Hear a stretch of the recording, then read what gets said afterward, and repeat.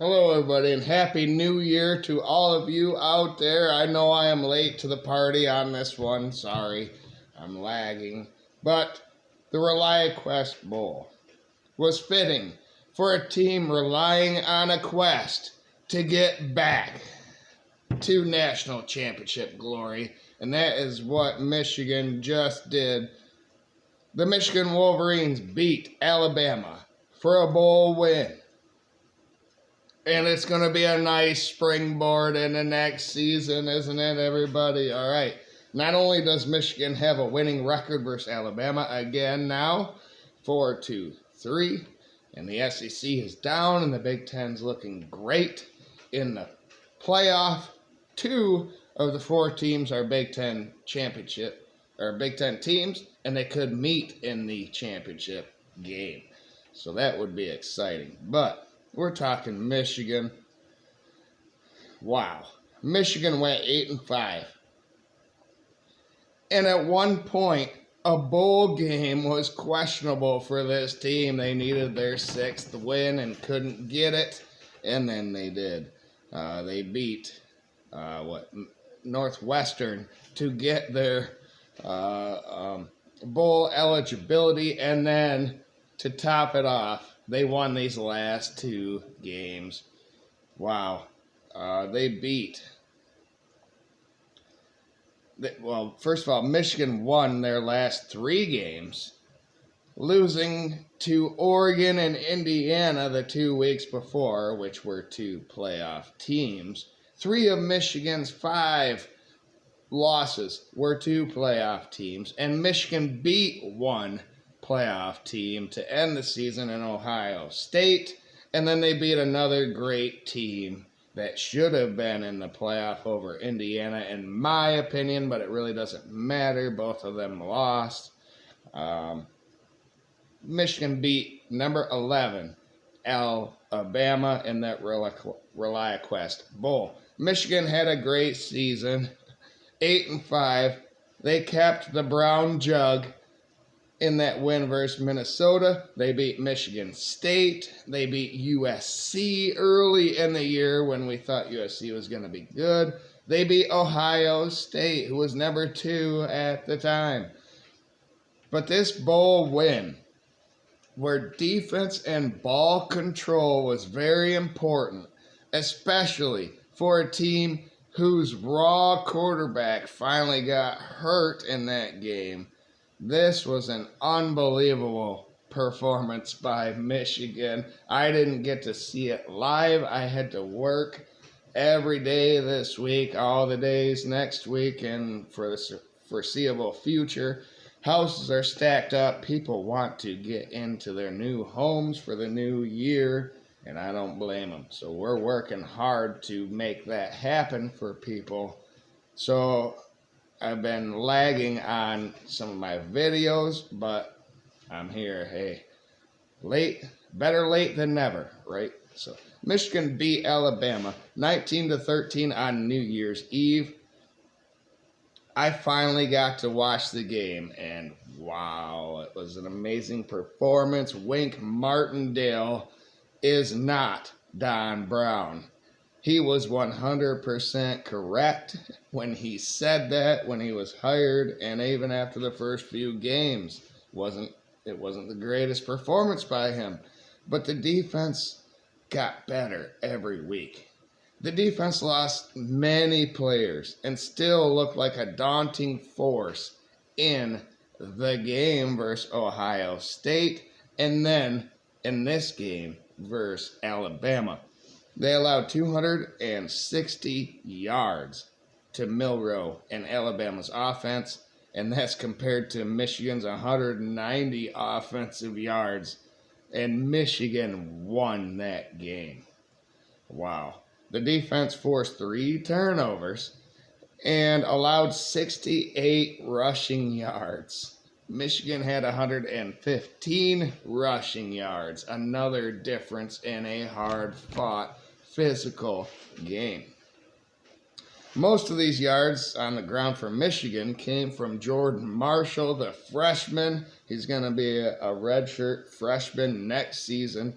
He had 23 carries for 100 yards, 4.3 average. So, like I said, they were missing players from the defensive side of the ball. They were missing players from the offensive side of the ball as well, including Donovan Edwards and Kalel Mullings, who opted for the draft, or to opt out this game at least, and Colston Loveland, who is going to the draft, and maybe some offensive linemen.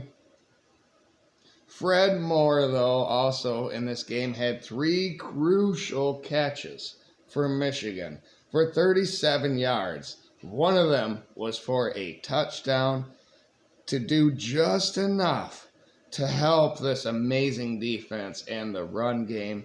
And that's Michigan's identity, isn't it? Over the last 3 playoff appearances, they ended on that this season. I expect more of it to come next season, but Underwood is going to be, or Michael Keene is going to become the starter next season at quarterback.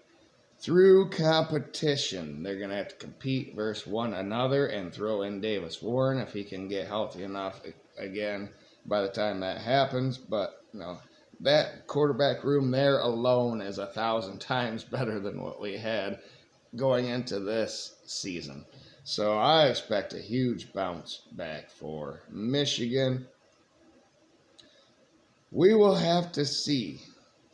I think Michigan can add some experienced offensive line still in the transfer portal to bring in some more depth. And I think Michigan will bounce back in a hurry next season and make the playoff next year. Count it. They can win the Big Ten or the national championship, but I'm not ready to go there quite yet. But I want to see Bryce Underwood in action, or Mikey Keene if he beats him out here with the talent that Michigan has versus some pretty good teams next year on the schedule. Oklahoma week 3. So we have to know our starter by week 3. So this is going to be unbelievable. And what transfer wouldn't want to come play for Michigan going forward with Bryce Underwood and Mikey Keene at the helm now at quarterback? All these teams that just lost in the quarterfinal are going to have some transfers, and they're going to be some good ones. And Michigan better keep their eye on them. Now, it's a fine line. It's a fine line. I've always said this. You want depth. You want iron to sharpen iron. But you don't want someone to feel alienated because you brought in a guy at their position and they thought they were good enough. We got to see if some of these guys are good enough, if this offensive coaching staff can develop the players going forward like Ben Herbert and Jim Harbaugh did in years past. So we'll see. But I expect a big turnaround next season, at least 10-2. If Underwood's the guy, Mikey Keene. If Mikey Keene's the guy, it means he beat out Underwood. So either one is going to be pretty good, right? One's getting paid a lot more than the other. I understand that. But it's not an individual sport. This is a team effort, and you cannot kowtow to a quarterback. It will ruin your team.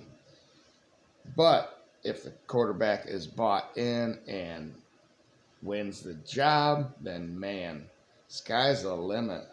The sky is the limit for Michigan next season. My playoff picks, my playoff bracket is busted.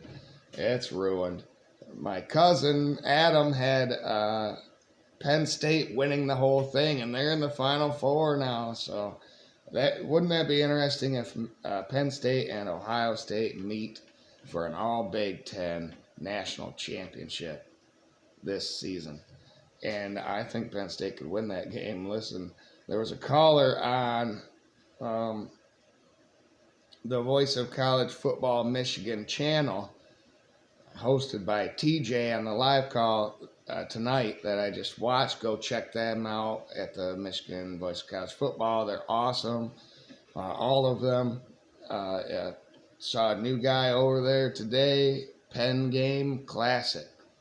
So he's good. Check him out.